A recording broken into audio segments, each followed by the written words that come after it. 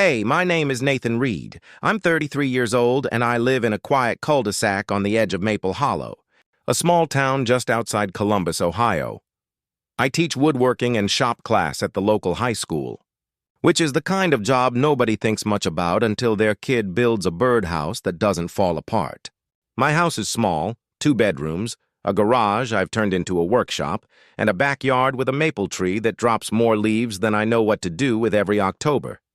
It's not much, but it's mine. And for the last 2 years, it's been the only place where the silence didn't feel like it was trying to crush me. My wife Megan died of cancer 2 years ago. It moved fast, faster than anyone told us it would. One spring, she was planting tomatoes in the backyard, complaining that the soil here was too clay-heavy. By the next spring, I was standing alone at her grave, wondering how a person could be so completely gone. After that, I stopped going to the block parties. I stopped answering when neighbors waved too long like they were checking on me. I just taught my classes, came home, worked on whatever project was sitting half-finished in the garage, and went to bed early enough that I wouldn't have to sit in the quiet too long.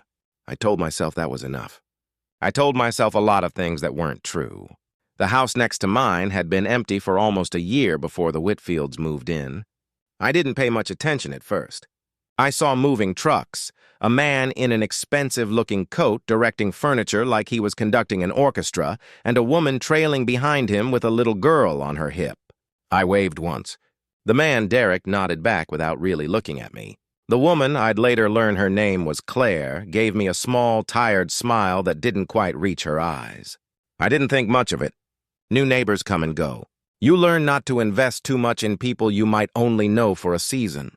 It was a Tuesday night in late October when everything changed, though I didn't know it yet. I couldn't sleep. That happened sometimes, especially when the weather turned and the air got that particular kind of cold that used to mean Megan would steal all the blankets. I got up around midnight, made myself a cup of tea I had no intention of finishing, and stood at my kitchen window staring out at the dark street like it might tell me something useful. That's when I saw the car. Claire's car, a gray sedan, was parked in her own driveway, engine off, headlights dark. But she was still in it. I could see the shape of her in the driver's seat, unmoving, lit faintly by the porch light from her own house. At first I thought maybe she'd just gotten home and was gathering grocery bags, the kind of pause people make before forcing themselves to go inside and start the next round of chores. But she didn't move. Not for 5 minutes. Not for 10. I told myself it wasn't my business. I told myself a lot of things that night, same as always. But there was something about the stillness of her, the way her shoulders were curled forward like she was trying to fold herself into something smaller, that I couldn't walk away from. I pulled on a jacket over my t-shirt and stepped out into the cold. The street was empty, the kind of quiet that only exists after midnight in a town where everyone has somewhere to be in the morning. I crossed my yard, then hers, my sneakers wet from the grass. As I got closer, I could hear it. Crying. Not loud, not dramatic, just quiet, exhausted sobbing, the kind that sounds like it's been going on for a long time and doesn't expect anyone to hear it. I knocked gently on the window, not wanting to startle her. She jumped anyway, her head snapping up, eyes wide and red-rimmed, mascara smudged in dark lines down her cheeks. For a second, she just stared at me like she didn't recognize her own neighbor. Then she scrambled to wipe her face with the back of her hand, fast, like she could erase the evidence if she just moved quickly enough. She rolled the window down a few inches. Her voice came out hoarse. "I'm fine. I'm sorry, I didn't mean to. I just needed a minute." I crouched down so I wasn't looming over the car door. "You don't have to apologize to me. I just saw the car still running and wanted to make sure everything was okay." "It wasn't running," she said, then let out a small, broken laugh at her own correction. "I've just been sitting here. I don't know how long. I didn't push." I'd learned enough about grief and exhaustion to know that pushing rarely got you anywhere except a closed door. I just stayed crouched there in the cold, hands in my jacket pockets, waiting. After a moment, she spoke again, quieter this time. "Please don't tell anyone you saw me like this." I looked at her for a long moment. "Tell who?" She didn't answer right away. Her eyes flicked toward her own house, toward the lit window on the second floor, and something in her expression made my stomach tighten before she even said anything else. "My husband," she said finally. "He doesn't like it when I fall apart. He says it's a waste of energy I should be using on Sophie." I didn't know who Sophie was yet, but I'd find out soon enough. I kept my voice even, careful not to let anything sharp creep into it. I'm not going to tell anyone anything. But you don't have to sit out here in the cold by yourself either. If you want, you can come sit on my porch for a few minutes. No pressure. Just somewhere that isn't this car. She looked at me like I'd offered her something far stranger than a porch step. Like kindness was a language she'd half forgotten how to translate. Eventually, she nodded, just once, and got out of the car, pulling her cardigan tight around herself even though the real cold wasn't the kind a sweater could fix. We sat on my porch steps, not talking for a while. The streetlight buzzed faintly above us. Somewhere a dog barked twice and went quiet. Eventually she spoke, almost like she was talking to herself more than to me. I used to think I was good at this. Marriage, I mean. I used to think if I just tried hard enough, did everything right, kept the house clean enough, kept Sophie quiet enough, kept myself quiet enough, it would all just work. I didn't say anything. I'd learned that silence sometimes does more work than words. She kept going, like the dam had cracked, and she couldn't stop the water now that it had started moving. Derek isn't the kind of man people see as a problem. He's successful. He's charming at parties. He remembers people's names and asks about their kids. Everyone thinks I'm lucky. I almost believe it myself some days. Her voice cracked on the last word. I asked, careful and quiet, what happened tonight? She was quiet for a long moment, like she was deciding how much to give a stranger she'd met twice. I forgot to pick up his dry cleaning, she finally said. That's it. That's the whole thing. I forgot because Sophie had a fever and I spent the afternoon at urgent care instead of running his errands. He didn't yell. He never yells where anyone could hear. He just talked to me for 20 minutes about how I can't be trusted with anything, how he doesn't know why he expected better, how maybe I'm just not built for this kind of life. Then he went up to bed and told me to think about what I actually contribute to this family. I felt something cold settle in my chest, the particular kind of anger that doesn't show up loud, just steady and quiet and certain. I didn't say anything about Derek directly. It wasn't my place yet. And I knew if I said the wrong thing, she'd shut the door and I'd never get another chance to be someone safe in her life. Instead, I just said, you drove your daughter to urgent care because she had a fever. That sounds like exactly what you're supposed to contribute. Claire looked at me like those words had physically landed somewhere in her chest. She didn't cry again, not right then, but her eyes went glassy, and she had to look away toward the dark street for a few seconds before she could speak. Nobody said that to me in a long time, she said quietly.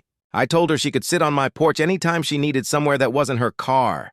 I gave her my number, written on the back of an old grading sheet I happened to have in my jacket pocket, half because it was the only paper I had and half because it felt safer somehow, less like an intention and more like an accident. She took it without saying much else, just a small thank you, and went back inside her own house a few minutes later. I stood on my porch a long time after the door closed behind her, watching the upstairs light go dark, then come back on briefly, then go dark again.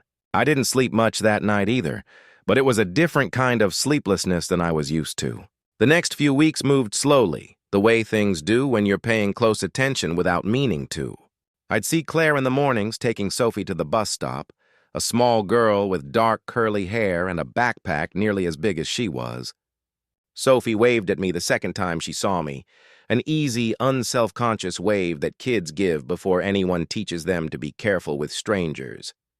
I waved back, and after that, she started waving every morning, sometimes shouting my name across the yard, Mr. Reed, look what I made in school. Claire would smile, that same tired smile, but it started to look a little less guarded each time. We didn't talk much during those weeks, not deeply. Just the kind of small exchanges neighbors have, comments about the weather, a question about whether I knew a good plumber, a thank you when I helped carry in some heavy boxes from her car. But I noticed things. I noticed she flinched slightly when Derek's car pulled into the driveway too fast. I noticed the blinds in their living room were always closed by early evening, like she didn't want anyone seeing in, or maybe like she didn't want to see out. I noticed Sophie got quieter on the nights Derek's car was already there when she got off the bus, like she'd learned to read the temperature of a house before she even stepped inside it. One Saturday afternoon, I was out front fixing a loose board on my porch step when Sophie wandered over. swinging her arms the way kids do when they're working up the nerve to ask something. "Mr. Reed," she said, "can you build things?" I told her I could build some things. I was a shop teacher, after all. She considered this seriously. "Can you build a birdhouse? My mom said birds need houses too, just like we do." I said I probably could if she wanted to help me. Her whole face lit up like I'd offered her the moon. Claire appeared a moment later, calling Sophie's name with the particular urgency of a parent who'd lost sight of their kid for 30 seconds too long. When she saw where Sophie was, she relaxed, but I caught the apology already forming on her face before she even reached us. "I'm sorry," she said. "I hope she's not bothering you." I told her Sophie wasn't bothering anyone, that she'd just signed up to be my assistant on a birdhouse project, if that was all right. Claire looked at her daughter's face, lit up with an excitement I suspected hadn't been there in a while, and something in her own expression softened. "If it's really okay," she said. I told her it was more than okay. That weekend turned into the first of several.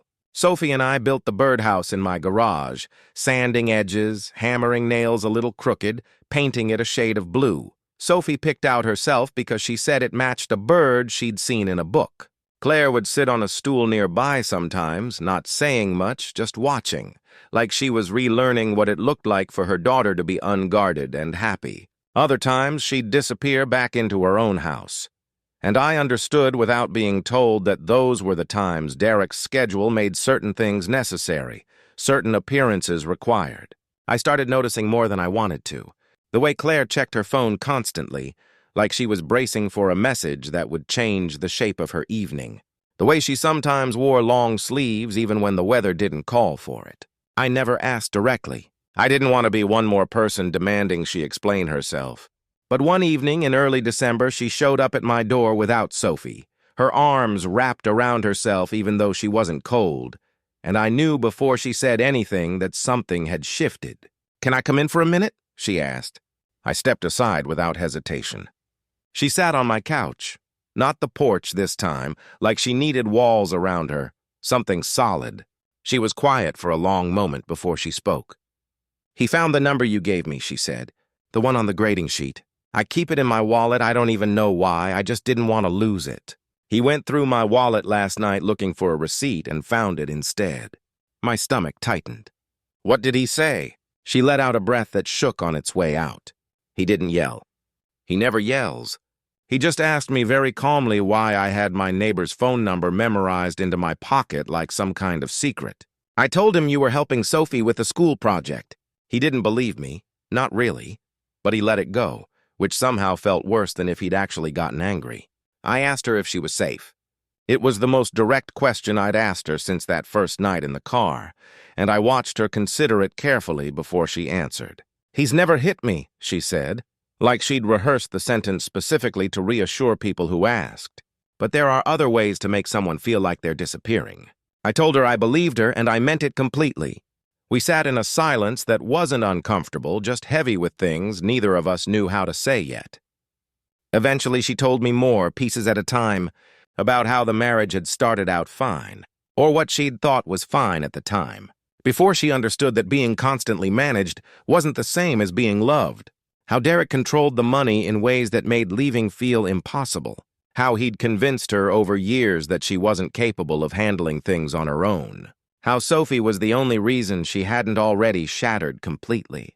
I told her about Megan that night too, the first time I'd told the full story to anyone outside my own family. How watching someone you love disappear slowly, even from something as undeniable as cancer, teaches you that time is the one thing you can't get back once it's spent. I told her I understood what it was like to live inside a house that didn't feel like it belonged to you anymore, even if our reasons were different. She looked at me for a long time after that, like she was seeing something she hadn't expected to find in the quiet shop teacher next door. "Thank you for not telling me what to do," she said eventually. "Everyone in my life either tells me to leave like it's simple, or tells me to be grateful for what I have. You haven't done either."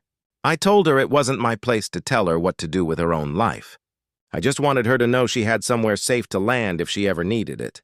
There was a particular Sunday in late January, before any of the worst of it happened. When Claire and Sophie and I drove out to a hardware store 2 towns over because Sophie had decided the birdhouse needed a proper flag on top, something she'd seen in a picture book about lighthouses and couldn't be talked out of, Claire sat in the passenger seat of my truck, Sophie singing something half-remembered from a cartoon in the back. And for those 40 minutes, nobody mentioned Derek.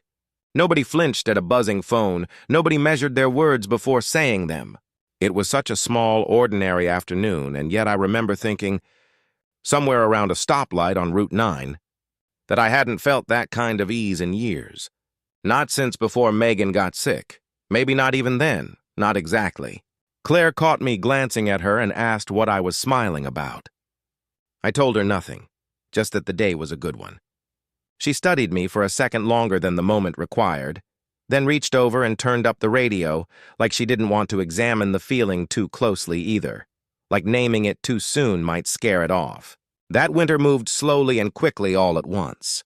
Sophie kept showing up at my garage on weekends, sometimes with Claire, sometimes without, building increasingly ambitious projects.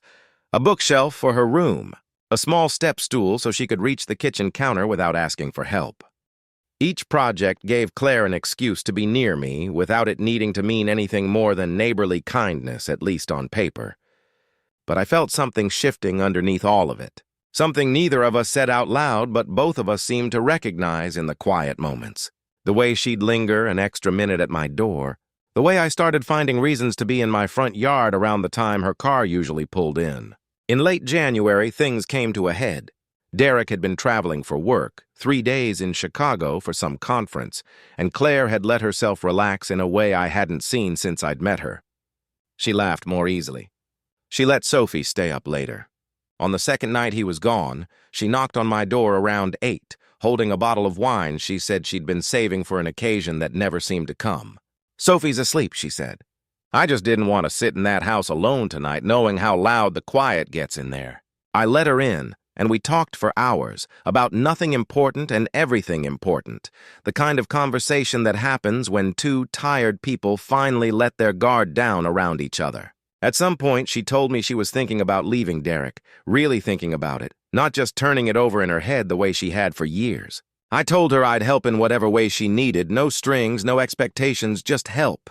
She looked at me for a long moment, then said quietly, "I think I started caring about you a while ago, longer than I probably should have given everything that's still unresolved in my life." I told her I'd felt something building too, but that I wasn't going to let it become a reason to rush anything. That she deserved to leave Derek because it was right for her and Sophie, not because of anything happening between us. She nodded, eyes wet, and said that was exactly why she trusted me. We didn't kiss that night. It would have been easy, the wine, the quiet house, the years of loneliness pressing in on both of us. But I think we both understood that starting something real meant starting it clean, not as an escape from something else, but as its own choice, made with clear eyes. When Derek came home 3 days later, something had already changed in Claire, something he could apparently sense, even if he couldn't name it. He grew sharper, more controlling, checking her phone more openly, questioning her schedule down to the minute. Sophie noticed, too, retreating into herself the way kids do when the air in a house gets thin. I watched all of this from next door, helpless in the particular way that comes from caring about people you have no legal claim to protect. Then one Thursday evening in February, I heard raised voices from their house, the first time I'd ever heard Derek actually yell. I was out my front door before I'd fully decided to move, standing on my own lawn watching their windows, every instinct telling me to go knock, every bit of caution telling me that would only make things more dangerous for Claire if I misjudged the moment. The front door opened before I had to decide. Claire came out fast, Sophie's hand gripped tight in hers, a bag thrown over her shoulder like she'd packed it in under a minute. Derek stood in the doorway behind them, his face flushed, voice still raised even as she crossed the lawn. "You'll be back," he called after her. "You always come back because you know you can't do this without me." Claire didn't turn around. She walked straight across the grass toward my house, and I met her halfway, taking the bag from her shoulder without a word, putting myself slightly between her and the house she'd just left. Derek's eyes found mine across the dark yard, and for a moment something passed between us. an understanding that the dynamic had just permanently shifted. He didn't come any closer. He just stood in his doorway a moment longer, then went back inside and slammed the door hard enough that I heard it rattle from 20 feet away. Claire was shaking when we got inside my house, Sophie clinging to her side, eyes wide with the particular fear of a child who doesn't fully understand what's happening, but knows it's serious. I got them both settled on the couch, brought blankets, made hot chocolate for Sophie because it felt like the only useful thing I knew how to do in that moment. Claire sat with her hands wrapped around her own mug, not drinking it, just holding it like an anchor. "I'm sorry," she said eventually. "I didn't know where else to go." I told her she never had to apologize for coming here, that my door would always be open to her and Sophie for as long as they needed. That night, Sophie fell asleep on my couch within the hour, exhausted in the way only children can be after something frightening finally ends. Claire sat beside me long after that, not talking much, just present, like she needed to prove to herself that the quiet could be safe instead of something to dread. The weeks that followed were hard in ways I hadn't fully anticipated. Derek didn't disappear quietly. He hired a lawyer who specialized in making divorces as expensive and exhausting as possible. He told mutual friends that Claire had abandoned their marriage without warning, that she was unstable, that he was worried about Sophie's well-being in her care. He started showing up at school pickup unannounced, technically within his rights, but clearly designed to unsettle her.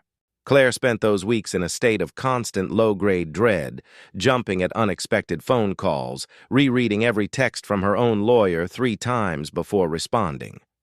I helped where I could, not as a replacement for the professionals handling the legal side, but as steady ground, someone who showed up consistently, who remembered Sophie's school schedule, who made sure there was always food in the house even on the days Claire was too drained to think about dinner. One evening, about a month into the separation, Derek showed up at my door instead of hers.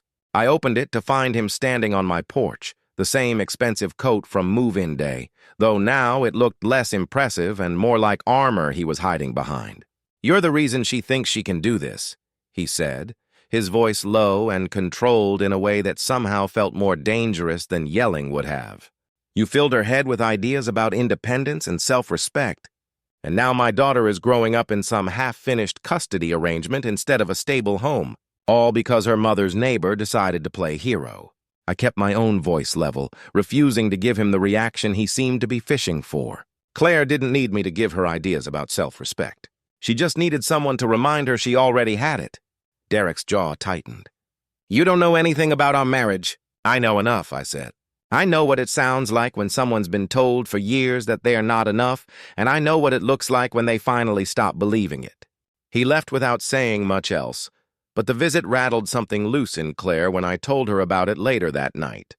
She sat very still for a long moment, then said, "He's never going to make this easy, is he?" I told her easy wasn't really the goal anymore. Safe was, free was. She nodded slowly, like she was finally letting herself believe that those things were actually within reach. The custody hearing happened in early April, 6 weeks after Claire left. I sat behind her in the courtroom, not as anything official, just as the steady presence she'd asked me to be. Derek's lawyer painted a picture of an unstable mother who'd uprooted her daughter's life on a whim, who'd developed an inappropriate relationship with a neighbor before her marriage had even formally ended. Claire's hands shook under the table, but her voice didn't waver when it was her turn to speak.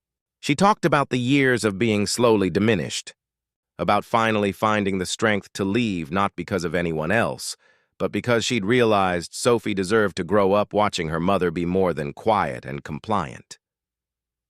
She talked about the birdhouse, actually, about how a kind neighbor had given her daughter a project that let her feel proud of something for the first time in longer than Claire could remember, and how that small act of generosity had nothing to do with the reasons her marriage had ended, and everything to do with the kind of stability Sophie deserved going forward. The judge, a sharp-eyed woman named Patricia Alvarez, listened to both sides with the patient skepticism of someone who'd heard every kind of story a courtroom could offer. When she finally ruled, she didn't waste words. She granted Claire primary custody, citing a clear pattern of financial control and emotional manipulation documented through Claire's own testimony and corroborated by a counselor Claire had begun seeing in the weeks after she left. Derek would have supervised visitation until further evaluation, and he was ordered to complete a parenting program before any expansion of his time with Sophie would be considered. Derek's face went rigid as the ruling was read, but he didn't argue.